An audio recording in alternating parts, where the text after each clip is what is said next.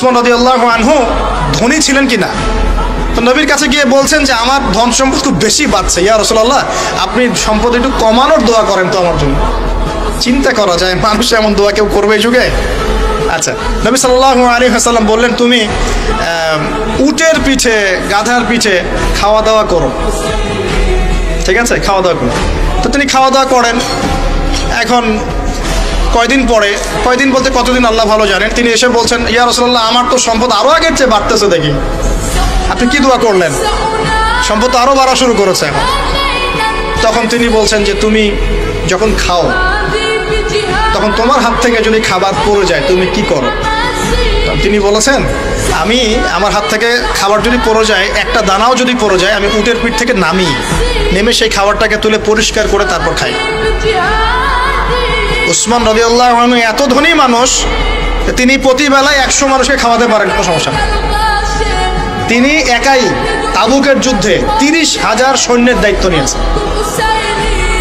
30,000 সৈন্য 3 মাস যাবে, যাত্রা বিরতি করবে, খাবে দাবে, তাদের ঘোড়া অস্ত্রশস্ত্র সব দায়িত্ব একজন ব্যক্তি বহন করেছেন, উসমান রাদিয়াল্লাহু আনহু। কত বড় ধনী আপনি চিন্তা করেন। উনার মতো ধনী কোনো পররাষ্ট্রমন্ত্রীও নাই পৃথিবীতে এখন পর্যন্ত, কোনো বিশ্ব নেতাও নাই ওনার মতো ধনী, এখন কেউই নাই। আর উনি কিন্তু তার এই ধন সম্পদ সুদের মধ্য দিয়ে অর্জন করেন নাই, তার ধন সম্পদ দুর্নীতির মধ্য দিয়ে অর্জন করেন নাই। তার ধন সম্পদ তিনি কিন্তু এই যে অন্যের সম্পদ অন্যায়ভাবে দখল করে অর্জন করেন নাই। তিনি সম্পদ অর্জন করেছেন বৈধ পন্থায়, হালাল ব্যবসা করেছেন নাকি না?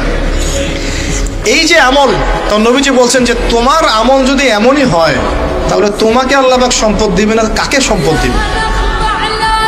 মানে তুমি আল্লাহ পাকের যে সম্পদ রিজিকের যে শুকরিয়া আদায় করো, কৃতজ্ঞতা প্রকাশ করো যে আল্লাহ আমাকে ভালোবেসে রিজিকটা দিয়েছেন, আমার হাত থেকে পড়ে গেছে আমি তুলে খাই। এই যে আল্লাহ পাকের নেয়ামতের প্রতি তোমার যে শ্রদ্ধা, সম্মান, এর শুকরিয়া স্বরূপে আল্লাহ পাক তোমাকে এরকম সচ্ছল বানাই দিচ্ছেন, আপনি কিছু করেন নাকি? তো উসমান রাদিয়াল্লাহু আনহুর মতো ধনী হতে কোনো সমস্যা আছে? তিনি কৃপণ ছিলেন না, তিনি আল্লাহ পাকের নেয়ামতের শুকরগুজার ছিলেন।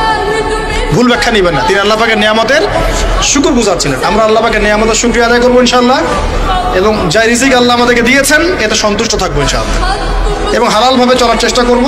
আল্লাহ পাক আমাদেরকে ধন দিলে সেই ধন সম্পদ যতটুকু আমার পরিবারের জন্য প্রয়োজন, বাড়তিগুলো আমরা আল্লাহর পথে দান সাদাকা করবো ইনশাআল্লাহ।